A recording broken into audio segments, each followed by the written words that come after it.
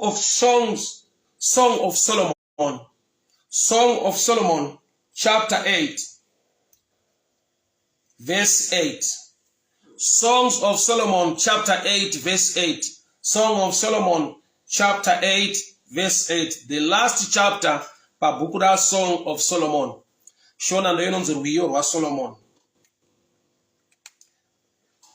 Remember, Solomon was a man given the grace namwari to operate in dimensions of wisdom. He was a man full of wisdom. Kunyora kwake kwese wainyora ndinoti madimikira kana kuti mutauro wakawanda nenge maproverbs mutauro wakawanda nenge madimikira but anichirevo muupenyu wedu. So he was granted wisdom by God. So I want to read the text from the Songs of Solomon. Songs of Solomon, chapter 8, verse 8. We have a little sister. I remember ministering this text with street about some years ago. We have a little sister, and she has no breast. What shall we do for our sister in the day she is spoken for? It's a question. I'm sure these are the brothers or other relatives. We have a little sister, and she has no breast. She has no breast. No breast. No breast. What shall we do for our sister in the day she is spoken for? Tine anzadzi yedu, a little sister, anzadzi yedu dik. Aina mazamu. She has no breast.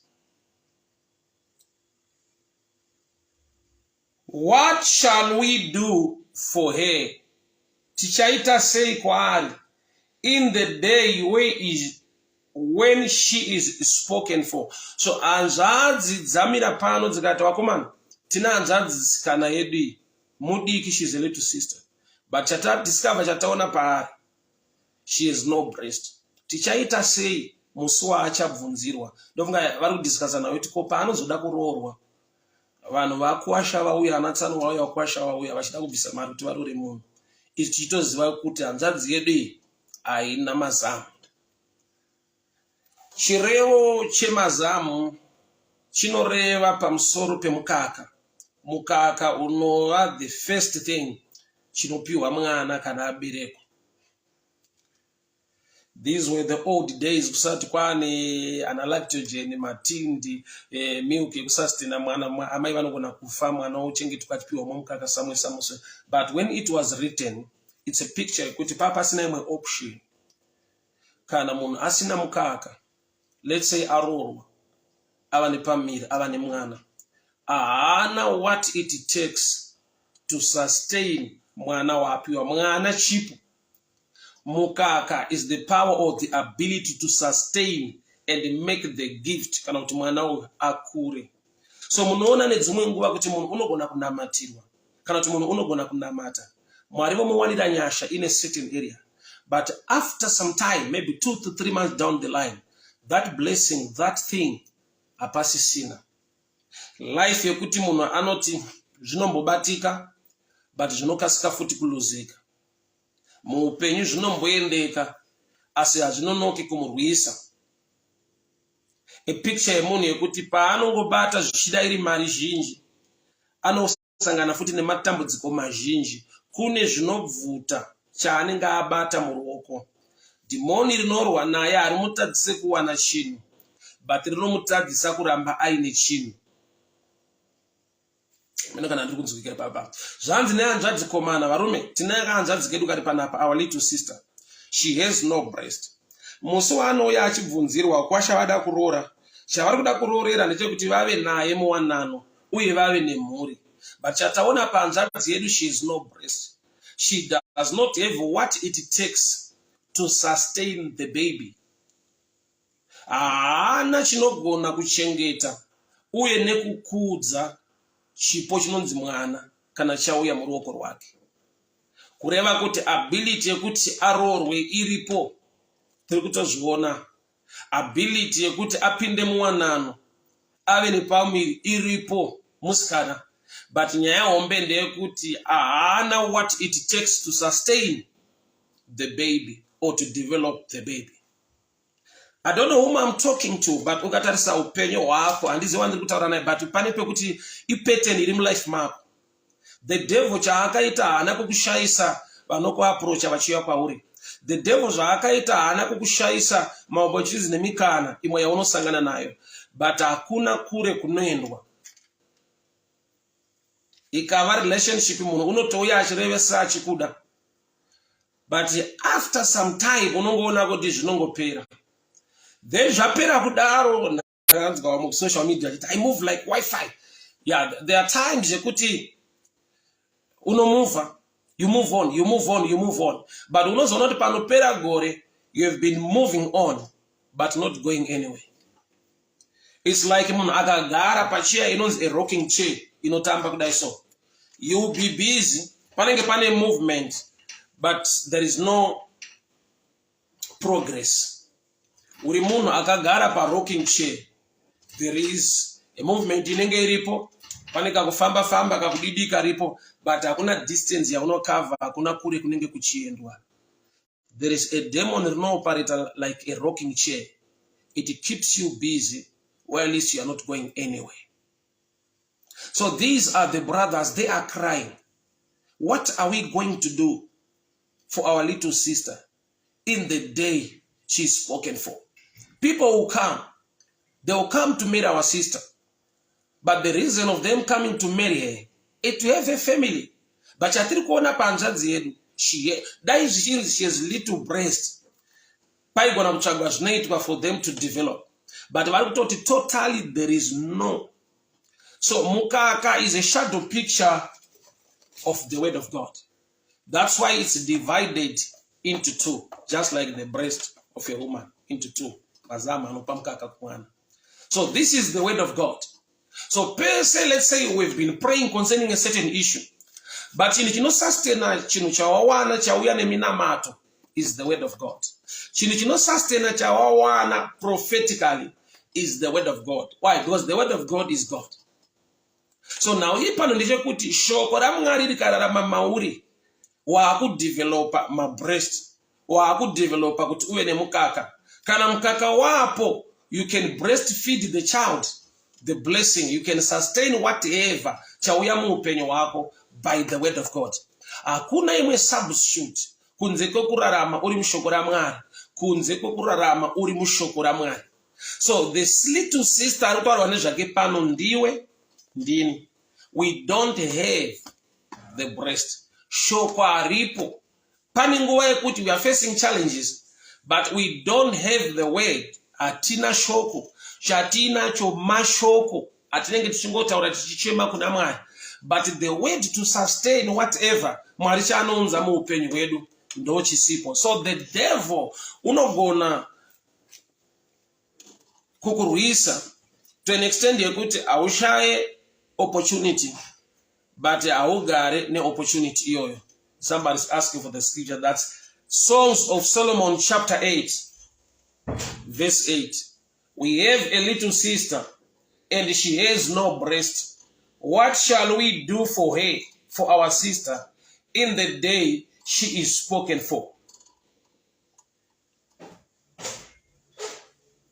Tine hanzvadzi yedu mwanasikana mudiki haana mazamu. Tichaitei musi unouya vanhu vachimubvunzira? People of God, hear me very well. Handiziva upenyu hwandiri kutaura hwandiri kuadresa neshoko ranhasi kuti ndehwani kana kuti zviri kuitika muupenyu hwako here. Kuti pane nguva yekuti things will come your way, good things will come your way. But kuti urambe uine good things, it's another story. Money can come, mari inouya muruoko rwako. But panozopera gore kuti unongedzere uone kuti ndakaitei ndikaachivhei nyangwe ndakazviwana. Mazamu haapo ekuyamwisa mwana. Tine hanzvadzisikana yedu haina mazamu. Tichaitei. Musi wanouya kuzobvunzirwa todiwa komana. Totora mari, togamuchira rora here mwanasikana. watinoziva kuti haana mazamu. Why? Because varikuda kumuroora kuti vave nefamily. Zvino uyu kana pamiri pabata mwana aberekwa, haana chaanogona kusustina mwana kuti ararame. Kureva kuti kune a lifestyle like that. Opportunities will come your way. Favor will come your way. But it won't last. Unogona kurarama life yema good promises. Not a good life. But life in a good promises asinga manifest. People will come your way. People will promise to do this and this with you or for you. My good promises. But they just go like that.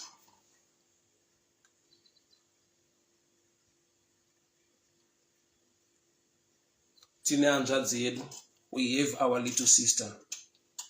She has no breast. What are we going to do in the day she is spoken for? Kureva kuti tikashaiwa mukaka, tikashaiwa mazamu ane mukaka anosustina mwana watabereka, apatombodi dhimoni rinoataka mwana uyu kuti afe, asi kuti zvatiri ipicture yekungoti chatinobata hakuna kwachinoenda. We don't have what it takes. So uchiona kuti munhu akashaiwa wisdom or the ability to manage things, there are times yekuti nyange zvinhu akazviwana, it won't last. Iye ndiye anotova a problem inoita kuti zvinhu izvo zviparare zvisasumuke zvisaende somewhere.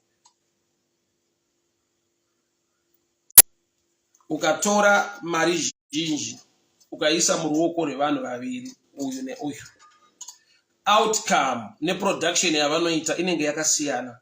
Kwete kuti wavapa mari yakasiyana, asi pfungwa dzavanoisa pazvinhu izvozvo dzinenge dzakasiyana. Kune mumwe, she has no breast. Haana what it takes to sustain or to make good business proposals or anything. Inongodyiwa yakapera. Kune mumwe unotanga kubuild a life achienda mberi.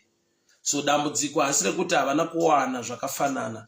Dambudziko nderekuti havana kufanana pakuziva nepakumanija zvinhu. Nyange vapiwa zvinhu zvakafanana. So munamato wako nemunamato wangu mangwanani anhasi ndewe kuti Mwari, handidi kurarama ndiine chipo chemwana, ndichigona kubereka vana, asi ndisina mukaka wekupa mwana kuti achengeteke uye kuti akure. Zvanzi vakaropafadzwa vane nzara nenyota. Those who thirst and hunger for the word. We want to develop the breast in the spirit. The ability to manage. The ability to manage. The ability to manage. Now what is one? Management ability is key in the kingdom ya Mwari.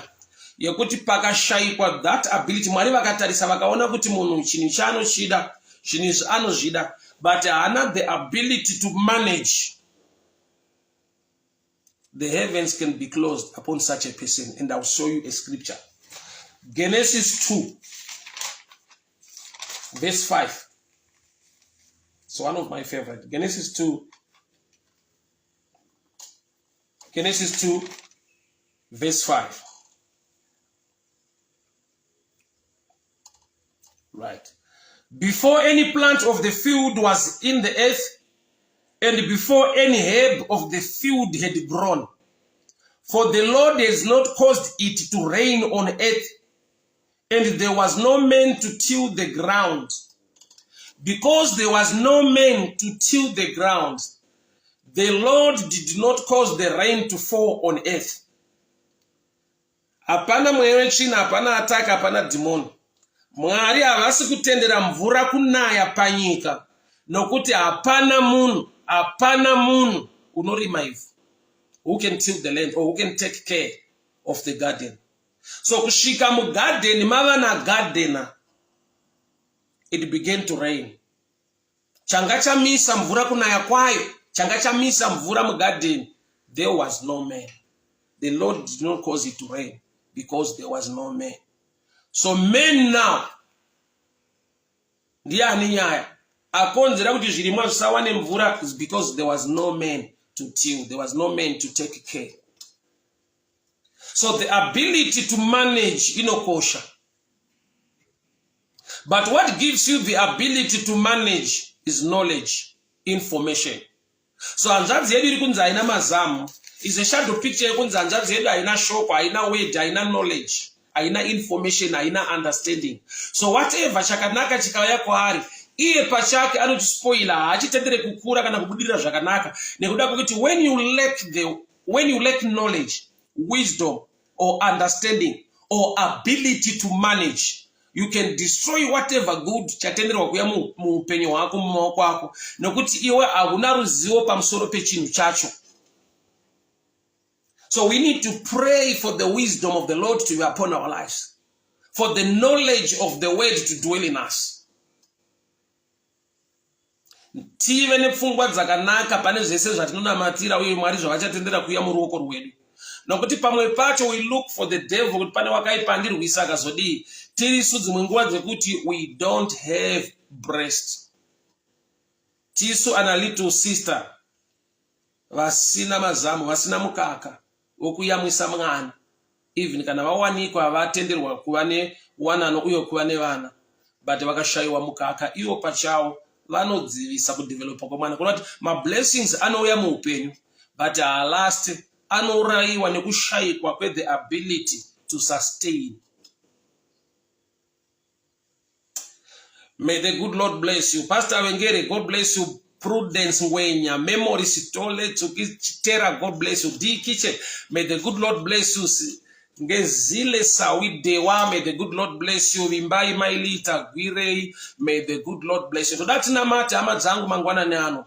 Pamsorope the ability to manage whatever God will release or bring into our hands, or marizo vachaunza muupenyu wedu. Zviregere kuparara nokuti hatina the ability to manage. I've seen people in the natural realm kuti vana vanosirwa mabusiness zvichida nevabereki vafa. It's a business family. Vanosirwa business. At the end, within 3 years to 5 years, hapachina chinhu chinooneka, rinongosarara vazita. Kuti vana vemudharaunda aiva nemabhazi, vana vemudharaunda aiva nemarori, vana vemudharaunda aiva nezvakati nezvakati, ndo vana vacha, but hapasina. Why? Because kuva nazvo usina mazamu, usina mukaka wokuyamwisa mwana we anosvika paanopa. So there are times kuti vanhu vanotsvaka Satani kuti sei chinhu chichafa. Gamba hatina mukaka, hatina information, hatina knowledge, hatina the ability to manage. So we need to pray this morning for the ability to manage. We need to pray this morning kuti chese cheamuruoko rwedu chiregere kufasi kuti chirarame. Hakuna chinorwadza chekuti unenge wakabata mari zhinji mukubuda kwataita mugore, but usina chakanaka chine musoro chaunogona kunongedzera chawaachiva nekuita muupenyu. To be trusted with good things is another issue. But kuva ne the ability to manage and to move on in zvinhu zvacho, it's another story. Tiregerewo kuva vanhu vanozongotaura nyaya kuti izvi takambozvionawo izvi takambosangana nazvo izvi zvakamboitika muupenyu hwangu, but vamwe pavakasangana nazvo zvikaitika kwavari yakatova foundation yekubuilda zvinhu zvavana nazvo nhasi. Hama dzangu, kuva nembeu wova nemunda, but wongotsveta mbeu kumunda woenda kwaunoenda ukasadzoka kuzosakura, ukasadzoka kuzotarisa kuti munda makamira sei. Kuva nembeu nemunda, it's not enough kana usina time yaunotora to come and see what's happening. Zimbabwe kuno kuti ni picture yemunhu wokuti anogona kutova nefarm but asingaendi kufarm kwacho, achingofonera vanhu vari kufarm. Kwakamira sei, kwakamira kwakava sei. Farming on phone haumbofa wakava successful than munhu ari kuita farming ari on the ground. You must be there to manage to see. So toda kuti tinamati kuti Mwari zvese zvamuchaunza muupenyu hwedu, zvese zvamuchatitendera kubata uye tisangane nazvo, zviregere kungoparara nekungoenda, zvive nechirevo nekubudirira muupenyu hwedu. Ndaramba kuva mwanasikana asina mazamu. Ndaramba kuva church isina shoko. Church isina mwanasikana, musikana anongori mukadzi anorepresenta church. Mazamu anorepresenta the word, Old Testament and the New Testament.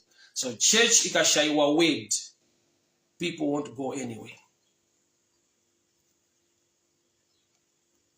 Zvese zvinopfuura asi shoko raMwari rinogara nekusingaperi.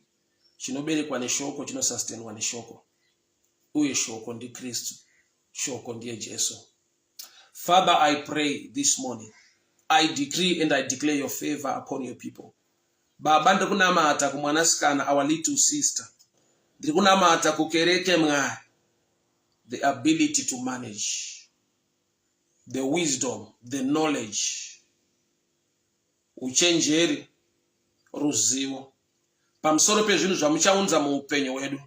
Zviregere kuparara asi kuti zvirarame. Nokuti Mwari matipa the ability to manage, matipa the wisdom to sustain the thing, matipa knowledge. Danamata Baba, danamata Mutsvene. Wisdom, knowledge, ability to manage, protection and your favor upon your people. Panichese chamuchati trust nacho. Chiregere kufa Mwari. Every promise inouya muupenyu hwedu iregere kuparara. Whatever Mwari chatinochemera nekudesire chamunounza muupenyu hwedu, give us the ability to manage. In the mighty name of Jesus. Amen and amen. May the good Lord bless you. May the good Lord favor you. May the good Lord protect you. Ngatiregere kuva church yakaita sa little sister anga asina the breast. Baba ndanamata nokutenda muupenyu vana venyu mangwanani ana. Nyasha dzidururwe. Favor ibatike. Zvauno